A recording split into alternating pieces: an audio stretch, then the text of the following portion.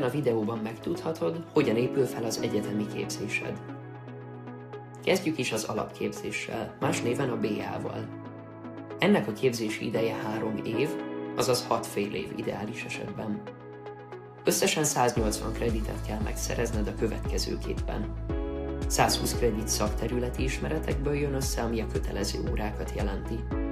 További 50 kreditet specializáció vagy minor révén szerezhetsz meg, illetve a maradék 10 kreditet szabadon választható tárgyakkal tudod teljesíteni.